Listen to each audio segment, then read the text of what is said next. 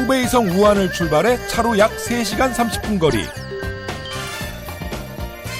제갈량의 은거했다는 향양을 거쳐 적벽대전의 흔적을 찾아 츠비로 향합니다. 산시성에서 발원한 한 수위가 남동쪽으로 도시를 관통하며 흐르는 향양. 수륙교통의 중심지로 삼국시대 격전지였던 곳입니다. 세상에 나서기 전 젊은 날의 제갈량을 만날 수 있는 도시.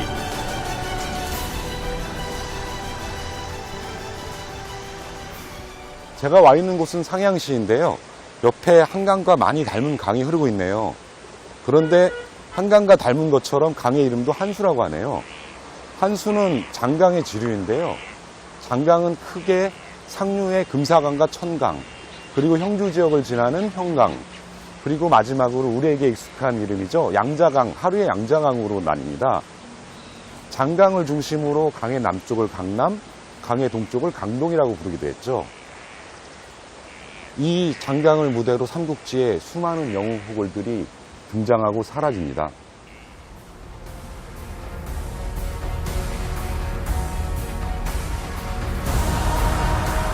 한수위를 두고 수천 년의 시간을 건너뛰어 과거와 현재가 공존하는 향양. 현대식 초고층 빌딩이 빼곡히 들어선 한수위 맞은편. 약 2800여 년의 역사를 간직한 향양성이 굳건히 자리를 지킵니다. 지금의 향양성은 명청시대에 새로 지어진 모습을 유지하고 있는 거라고 합니다. 여기는 상양성인데요. 관우의 군대가 강 건너 조조의 군대와 대치하던 곳이죠.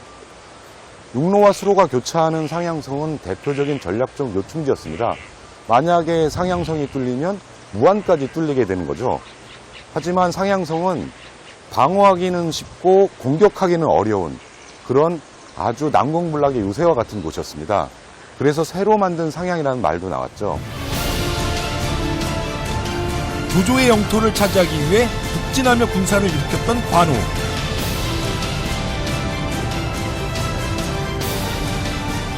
하지만 관우는 결국 뜻을 이루지 못하고 물러서고 맙니다. 삼국이 징저우를 얻기 위해 서로 뺏고 뺏기는 치열한 전장이 됐던 향양.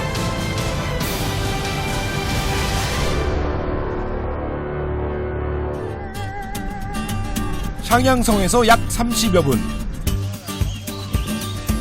그리 멀지 않은 거리를 달리면 유비를 만나기 전 제갈량이 10년간 운둔하며 지냈다는 구롱종에 닿을 수 있습니다.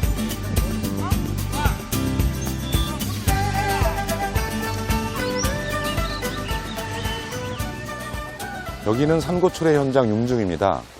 청나라 때 세워진 고융중 석패방이 산문 역할을 하고 있네요. 여기에 8글자가 써 있는데 담보 민즈 닝징쯔위엔, 맑은 마음으로 뜻을 밝게 하고 편안하고 고요해야 원대함에 이를 수 있다는 뜻인데요. 이 말은 제갈량이 아들에게 훈계한 내용으로 알려져 있습니다. 또한 우리에게는 안중근 의사께서 미순 감옥에서 쓴 글로도 유명하죠. 뛰어난 지략가였던 제갈량. 산둥성에서 태어난 그는 17살에 구룡종으로 터전을 옮깁니다. 유비가 찾아오기 전까지 밭을 갈고 학문을 익히며 조용히 때를 기다리던 곳. 사냥에 묻혀 큰 뜻을 키웠던 청년 와룡을 만나러 갑니다.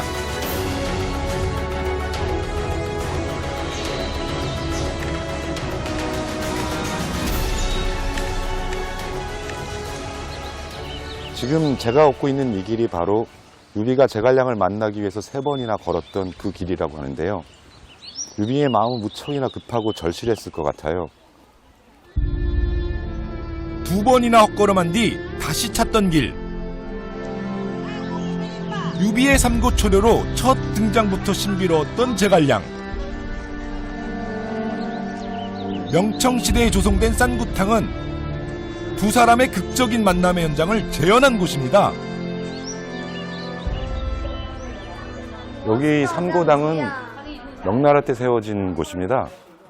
그 삼고초려와 융중대책을 기념하기 위해 세운 곳인데 앞에 보니 제갈량의 모습이 보이네요. 드디어 만난 두 사람. 하얀 옷을 입은 제갈량이 무언가를 읽는 것 같고 그 옆에 유비가 있습니다.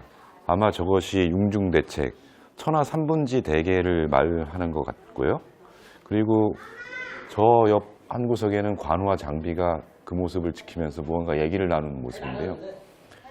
삼고초려로부터 유비의 초계 꿈이 시작되는 거니까요. 아마도 이 삼국시대의 서막이 여기서부터 열리는 것이 아닐까 그런 생각이 드네요. 징저우와 이저우를 근거지로 삼아 천하를 셋으로 나누어 다스리고 도모해야 한다는 계책. 유비를 탐복하게 했던 그의 지혜는 후세에까지도 추앙받고 있습니다. 诸葛亮是我们这个智慧的化身，我们十分崇拜他，也想通过这个教育下一代，好好学习，使之成为一个智慧者。 제갈량을 신처럼 받드는 사람들. 비범한 지략가였을 뿐 아니라 천문을 꿰뚫었다는 신화 같은 이야기 덕분에 구릉종에는 제갈량을 모시고 복을 기원하는 사당도 마련되어 있습니다.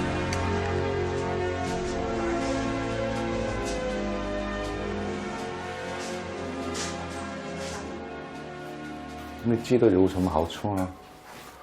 拜了诸葛亮，你增加智慧的灵气。以后好你们是日本、 한국어는. 韩国的。 절은 3번 올리면 된다는데요.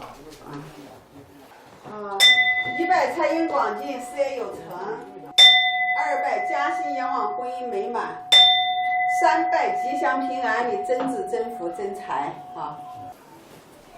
이제 향을 꽂으면 됩니다.诸葛亮의 복을 빌면 건강하고 돈을 많이 버는 그런 좋은 일이 있기 때문에 이诸葛亮의 3배를 하고서 공덕을 비는 그런 사당이네요, 여기가. 저도 공덕을 빌었으니까 공덕을 비는 저걸 보답을 我跟你 하겠죠. 讲，我跟你讲一下啊。 기원이 이뤄지길 바라면서 저는 작지만 정성도 바쳤습니다. 谢谢奶奶。好好好好。再见。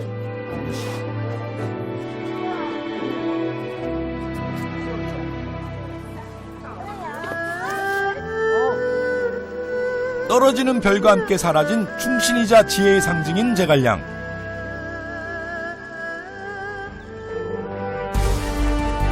그를 떠나보내지 않으려는 후대 사람들의 지극한 존경심을 엿보고 갑니다.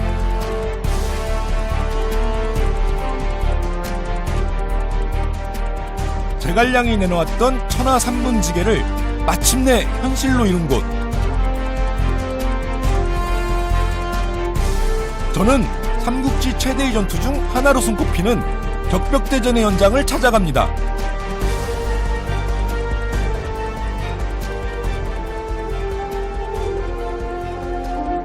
이곳은 삼국지 적벽대전의 현장 적벽인데요. 온갖 계략과 음모 그리고 지혜와 전략이 교차했던 그런 곳이죠. 또 삼국지의 모든 영웅들이 망라되어 있는 그런 전장이 벌어졌던 그곳 바로 적벽입니다.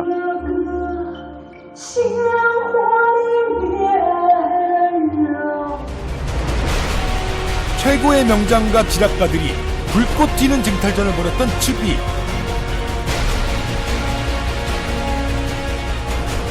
천하통일의 야망을 이루기에 남진하던 조조가 창장을 사이에 두고 우비와 손권의 연합군과 대치합니다.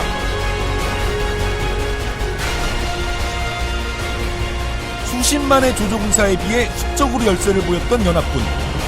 하지만 화공으로 연합군이 승리를 이끌었던 전투의 배경이 됐다는 이곳.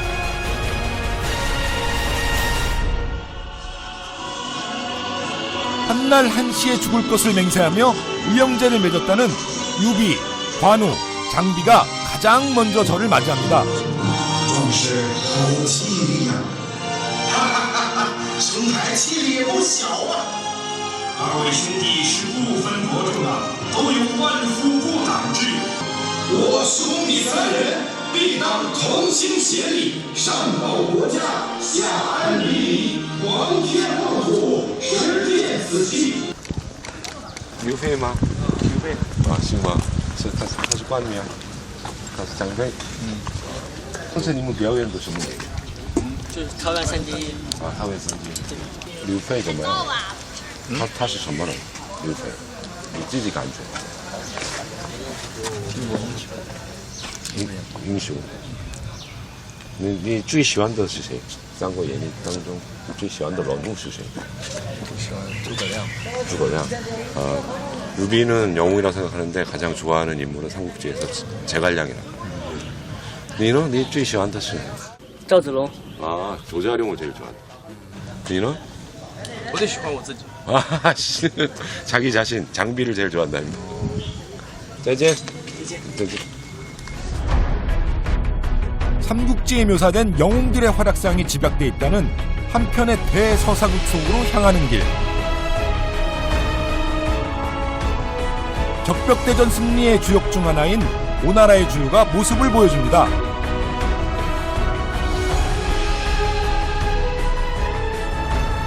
조조의 배가 불길에 휩싸여 태각하는 것을 보고 승리를 자축하며 바위에 첩이란 글자를 새겼다는 주유.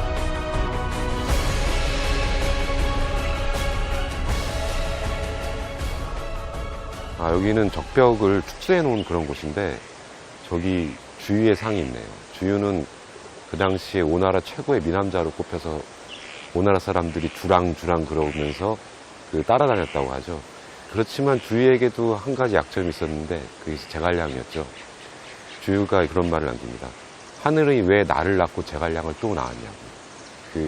자신이 뛰어넘지 못할 하나의 산이었던 거죠. 주유에게 제갈량은. 하지만 츠비에서만큼은 주유가 이끌었던 책략과 비책이 성공해 대승을 거둡니다. 그 책략들 가운데 핵심은 연안지게. 당시 주유의 책사였던 방통이 북나무를 보고 생각해낸 작전이었다고 합니다. 나무가 덩굴이 이렇게 서로 얽혀 있잖아요. 이 방통이 이 나무를 보고서 연안계에 대한 영감을 얻었다고 합니다. 연안계라고 하면 조조의 군사들이 멀미가 너무 심하니까 그 배와 배를 다 연결시켜가지고 그 출렁임을 덜하게 만드는 작전이었죠. 그리고 불화살을 통해서 한 번에 전멸시켜버리는 그 적벽대전을 승리로 이끌게 한 결정적인 작전인 연안계를 방통에게 영감을 준 그 나무가 이 나무네요. 쇠사슬로 엮었던 조조의 배들은 삽시간에 불길이 퍼져 속수무책일 수밖에 없었는데요. 연안지계 결전의 날은 제갈량의 비범한 지략으로 결정됩니다. 아, 여기는 제갈량이 바람의 방향을 바뀌기를 기도했다는 대풍대인데요. 그 조조가 바보가 아닌 이상 그대로 연안계를 받아들였을 리가 없거든요. 조조가 방통의 연안계를 받아들인 이유는 바람의 방향 때문이었습니다. 당시 북서풍이 불고 있었기 때문에 화공을 쓸 수가 없었죠. 하지만 제갈량은 1년에 한두 번 바람이 바뀌는 날을 알고 있었다고 합니다. 그래서 동남풍이 불기를 기원했던 곳이 바로 여기입니다. 하늘의 뜻과 땅의 이치를 이미 깨달았다는 제갈량.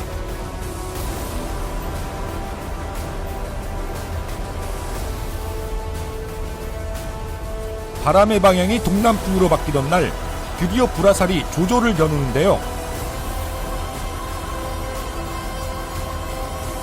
묶여있던 조조의 배들이 거대한 불바다를 이뤘다는 창지양.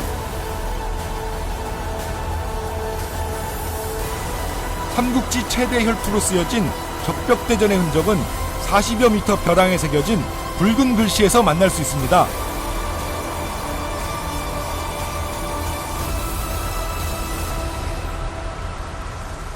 창장을 사이에 두고 팽팽하게 맞서던 조조와 연합군의 뒤바뀌어버린 운명.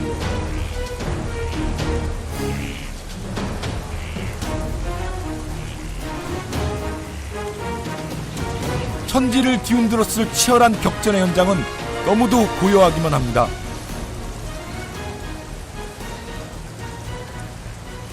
제가 생각한 거하고 사뭇 달라갖고 좀 당황스럽네요. 저는 이렇게 깎아지른 붉은 절벽을 생각했는데 여기는 그렇게 크지는 않은데 저기 써있는 글자가 1200년 전 당나라 때 쓰여진 글자라고 하니까 적벽이 맞는 것 같습니다.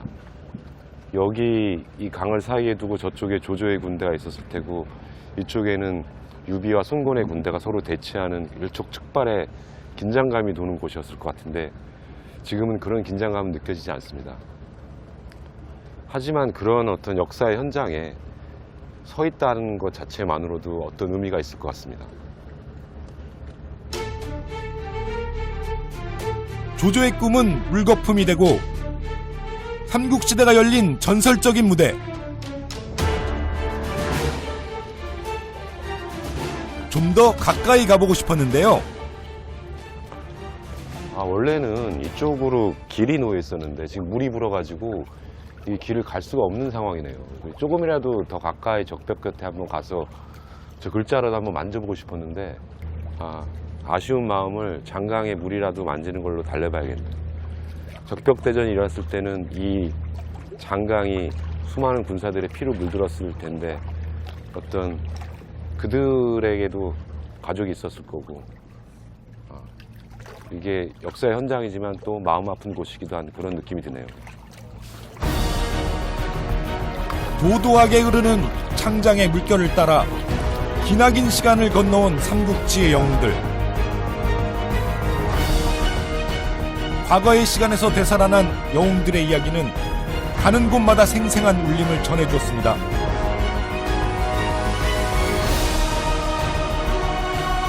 사실과 허구를 넘나들며 펼쳐진 치열한 전투 현장이었던 추비.